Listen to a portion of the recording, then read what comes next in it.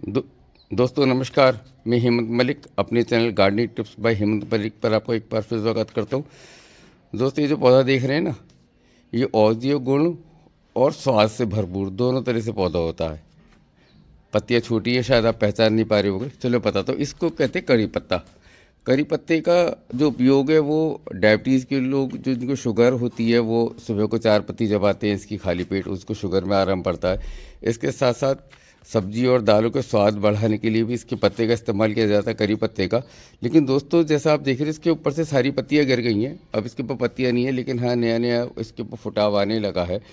क्योंकि ये सर्दियाँ जो है इसका डीप डोरमेंसी पीरियड होता है, सर्दियों में इसकी सारी पत्तियां गिर जाती हैं।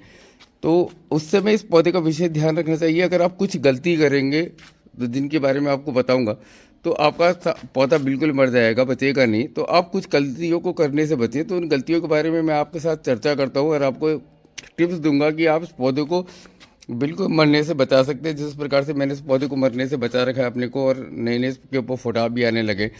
चलिए वीडियो को बहुत लंबा नहीं करेंगे, बहुत कम शब्दों में अपनी बात को पूरा करूँगा, आपको जानकारी दूंगा। तो दोस्तों जैसे मैंने आपको बताया कि सर्दियाँ इसका डीप डोरमेंसी पीरियड होता है। डीप डोरमेंसी पीरियड मतलब इसके जो फोटोसिंथेसिस की प्रोसेस है बिल्कुल बंद हो जाता है, पत्तियाँ पीली होकर गिरने लगती हैं। तो उस समय इसको विशेष ध्यान रखना होता है। अगर बात करें इसका स्थान की, तो दोस्तों आप इसको ऐसे स्थान पर रखें जहाँ पर इसको भरपूर धूप मिलती हो, उसकी सीधी धूप पड़े इसके ऊपर, छनकर धूप ना आए। तो क्योंकि धूप में ही इस पौधे का फोटोसिंथेसिस होता है और सर्दियों में वैसे ही धूप कम हो जाती है, धूप का तीखापन कम हो जाता है। आप इसको ऐसे स्थान पर रख दें जहाँ पर इसको एकदम से सीधी धूप रुक कर आ रही हो और टेम्परेचर का बहुत ज़्यादा वेरिएशन ना हो। तो वहाँ पर इस पौधे की आप जो लीफ ड्रॉप की प्रॉब्लम है आप उसको रोक सकते हैं।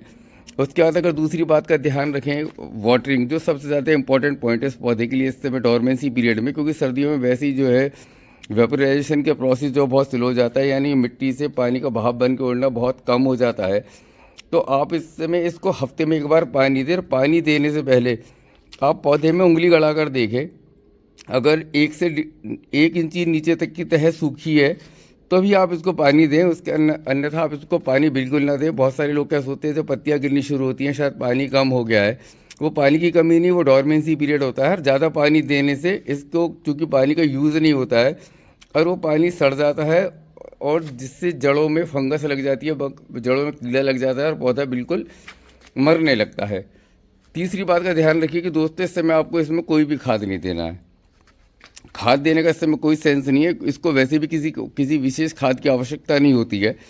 इसको अगर, क्योंकि ये कोई फूल वाला पौधा नहीं है, तो इसको फास्फोरस वगैरह किसी प्रकार का कोई खाद नहीं चाहिए। इसको चाहिए तो सिर्फ जो पत्तियों को हरी करने के लिए और पत्तियों की फुटाव बढ़ाने के लिए जो खाद होता है वो होता है नाइट्रोजन रिच।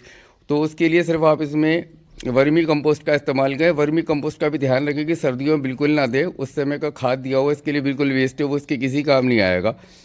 खाद देने का समय जब बाहर का समय, जैसे इसके ऊपर पत्तियाँ फूटनी शुरू हुई हैं, इस समय आप चाहें तो इसके ऊपर 1 मुट्ठी गुड़ाई करके 1 मुट्ठी वर्मी कंपोस्ट आप इसको दे दें, उससे आप इसको फीड कराएं।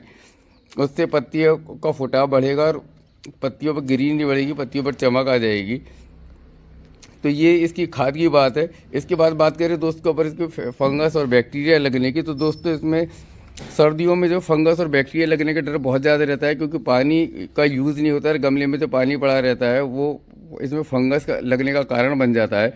तो दोस्तों इस समय आप पौधे को वाटर सॉल्युबल नीम ऑयल से जो स्प्रे कर दें या उससे धो दें, तो उससे क्या है कि इसके ऊपर जो मिलीबग, इसमें ज़्यादातर जो अटैक होता है मिलीबग पेस्ट अटैक का होता है, तो उस मिलीबग का भी उससे सॉल्यूशन हो जाएगा और आपका पौधा ग्रीन बना रहेगा।